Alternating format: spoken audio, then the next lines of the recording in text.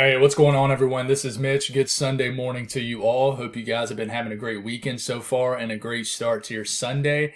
We got some things to talk about this morning. We have an enhanced risk up for areas of the south central U.S., the southern plains, where we are expecting a big time damaging wind threat and a large hail threat. So we're going to talk about that. In the beginning of this video, we're also going to give you an update on what is now Tropical Storm Alex. It never made it to Tropical Storm Alex before hitting Florida, but is now quickly strengthened. In fact, some of the hurricane hunters found hurricane force winds in the east quadrant of the storm, which is basically where all the action is on the storm due to the displacement of the convection from the shear and dry air. So we're going to give you an update on that because areas like Bermuda, really that's the only area, is going to get impacted by this, especially here in the next 12 hours. They will certainly feel the impacts of Tropical Storm Alex for sure. So we're going to give you an update on all that. I want to say, if you guys, regularly tune into my evening videos, I do apologize. It's getting to that time of the year where it's hard to maintain 2 videos a day when there's not a ton to talk about in the evenings. And really, it's just that time period where, honestly, there's not a whole lot to talk about. I'm not big on trying to forecast seasons, a season out. I'm not big on trying to predict what the hurricane season is going to be, or try to give you guys a fall forecast when it's June. Some people try to do that, but I think it's all just basically guesses, in my opinion. I mean, I can easily sit here and in August and try to give you a winter forecast, but honestly, it would just be me guessing based off really nothing. Because you got El Nino, La Nina, whatever, but winter's going to do whatever winter's going to do. So that's just an example of that. So I'm not big on that, but I'll continue to keep the content pumping for you guys and I'll keep you guys updated. If you guys have not subscribed, definitely consider doing that. Like the video if you like it. If you guys got anything that I can pray about, please put it in the comments below. It gives me an opportunity to pray over it, and it gives others an opportunity to do so too. So let's get rolling here after our over 2-minute intro. You have Tropical Storm Alex. It's a 50-mile-per-hour storm. It's not just a puny 40-mile-per-hour storm where it barely gets over the threshold to be technically a tropical storm. This is a 50-mile-per-hour storm just due to the fact that they found all those strong winds. And you notice this is the center of the storm per 5 a.m. this morning, so that was a few hours ago. And we'll see if there's an 8 a.m. update because we are getting close. There is not yet, but I have a feeling it'll probably still be a 50-mile-per-hour storm. But this is heading towards Bermuda. The center of it will technically pass north of Bermuda, but you guys will still get blasted by that east quadrant of the storm. Blasted as in, just some squally tropical storm kind of conditions. You guys are accustomed to this. It's not going to be that big of a deal, but, a lot of heavy rain, some strong winds mixed in. And then also, probably some big-time waves if you're in the coastal regions, which I believe everybody is in Bermuda, so very small island. But in general, just expect conditions to deteriorate throughout the afternoon and this evening for your Sunday. But we'll keep rolling. We'll take a look at what this thing looks like.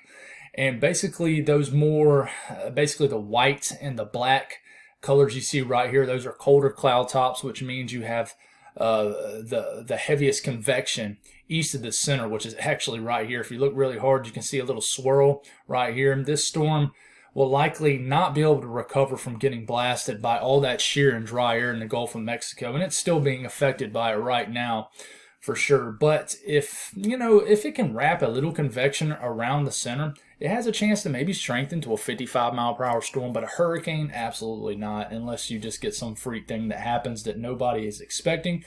But this is definitely a tropical storm. It's just an east-loaded, displaced tropical storm. So we have this out there spinning around, first named storm of the 2022 season. But back home here in the lower 48, you have an enhanced risk.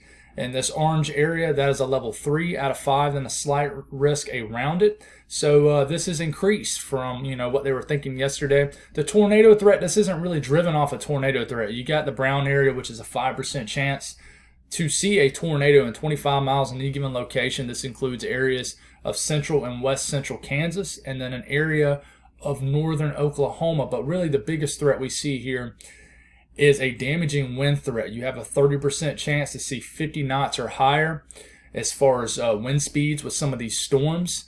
And then Also, you have a hatch region, which is basically covering the entire same, this 30% region right here, which means you have a 10% risk to see 65 or knots or higher wind gusts with these storms. That's damaging winds for sure. So please be careful in these areas. And what's going to happen is you're going to have a semi-discrete storm mode, which basically changes to more of a linear mode, which is more so a line of storms. This will happen somewhere in Kansas later today, and we'll take a look at the HRRR model.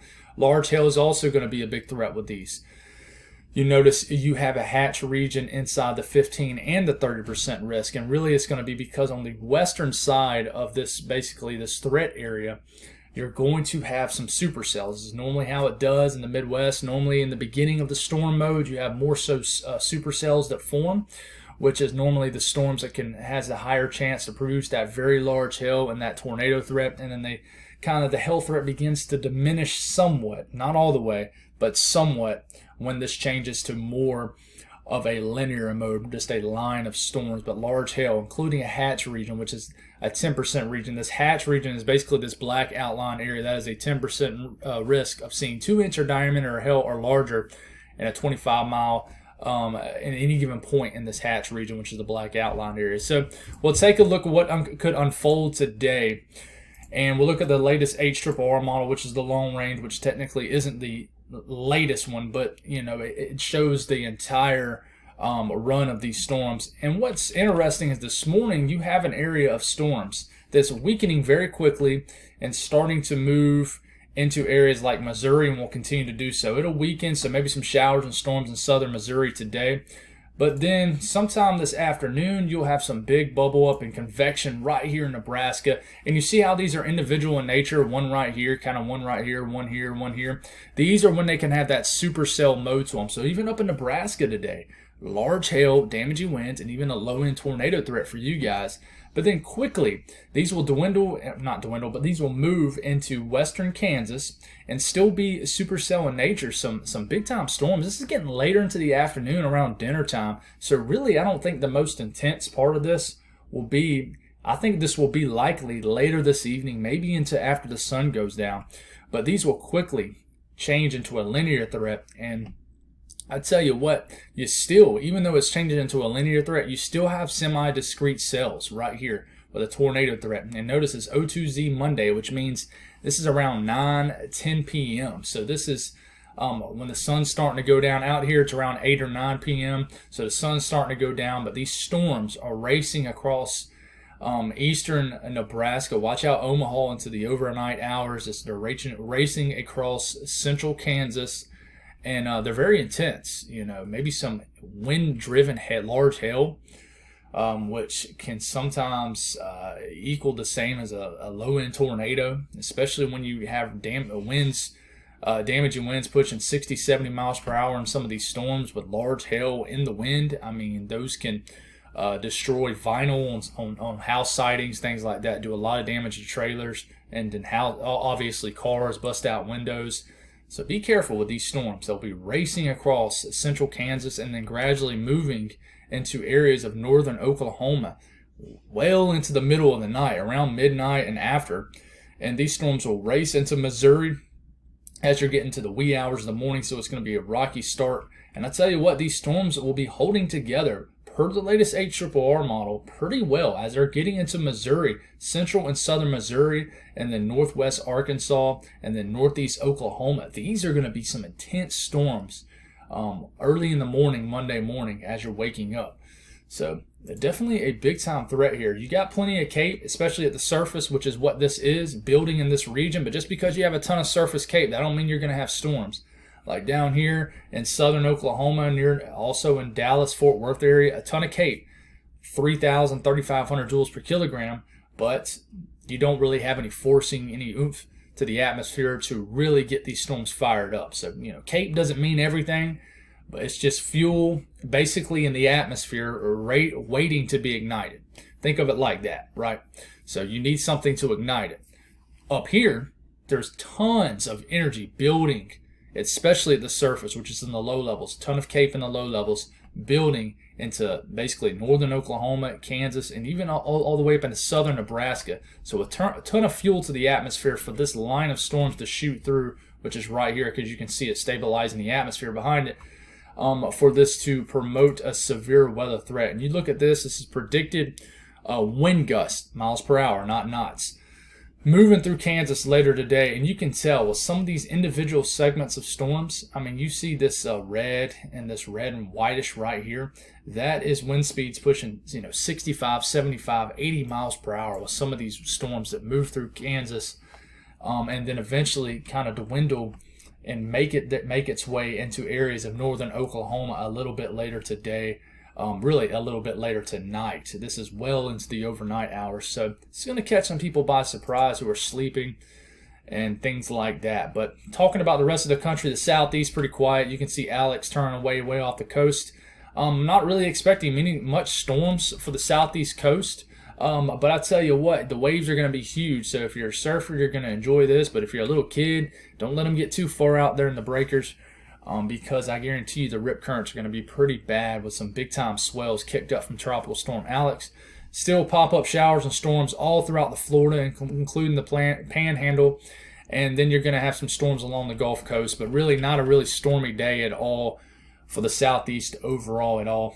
But for the northeast, pretty quiet weather. You could have some more storms in far northern Maine today that could whip through early this afternoon and later this evening. But outside of that, maybe some showers from Michigan, maybe some showers making its way into New York State a little bit later today. But really not a whole lot to talk about. The north central U.S., you're going to have some big storms. Like I said, in Nebraska, we already talked about this.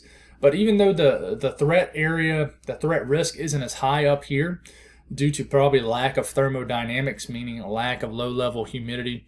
Well, yeah, same thing, low-level moisture and things like that. You're probably not going to have really intense storms, but you could definitely have some storms in northern Iowa today, southern Minnesota, South Dakota could see some storms, and just some showers, scattered downpours across areas of Michigan, and then, like I said, and then Wisconsin, and then other areas of Minnesota a little bit later today, but not really expecting a big severe weather threat up here today. Temperatures, not really hot for anybody except in Texas. You guys are starting to definitely be very hot again after a little bit of break this past week. And then portions of the deep south, only 80s, maybe a couple 90s could appear. And then across the middle of the Ohio Valley, mid-south, just 80s with lower humidity today. It's not going to be very humid. We've had a break even here in the Carolinas where I am located here in central South Carolina. But other than that, pretty nice day temperature-wise, unless you're in Texas. It's going to be very hot, very dry. What's interesting is these are dew points. You got the tropical air mass deep down here in the deep south. You're pretty much locked in with this throughout the rest of summer and probably early fall until you start to get some cold fronts that start to bring in more dry air. But it's really nice, over here. Once you get into South Carolina, points northeast, actually Tropical Storm Alex is helping to reinforce the dry air as winds start to come out the northeast around the circulation of Alex. This helps actually pull down some dry air from the northeast. So the northeast is going to feel nice today with some lower humidity, dew points in the 30s and 40s. So there's absolutely going to be no humidity even if you heat up to the 80s. And then even all the way down to the Carolinas, North Georgia, dew points only into the 50s. So it'll warm up, but it's not going to feel, you're not going to sweat your butt off only being outside for 5 minutes. So very nice conditions out here, but humidity is rising. Dew points are rising all the way up into the Dakotas, with basically that surface low ripping up the moisture from the south, but still pretty active across the west, guys. I know I don't have a lot of people who watch from out west, but some scattered showers and storms. Storms are actually possible across Oregon, Idaho, and just a lot of rain. Just scattered in nature, though. It's not one solid area of rain unless you're in areas of Montana. But you could have some big-time storms and probably some small hail is possible with this, with so much cold air aloft out here, which is normally always the case. You never have any kind of tropical air mass out here. So definitely some hail is possible. If you look at the Storm Prediction Center, that's probably why you have a marginal risk out here. You got to watch out for some small hail. Lots of small hail is certainly possible with these storms, as it always is with these kind of setups. So temperatures on the cooler side, probably below average out here. It's could be one of those days where you have a storm and it's in the 50s and 60s. So that's just how they do out west. They're built different. But the Southwest, warm, but nothing too warm compared to average. But outside of that, not a whole lot going on compared to average or below average or above average. That's all I got, guys. Thank y'all for tuning in. Y'all have a blessed Sunday.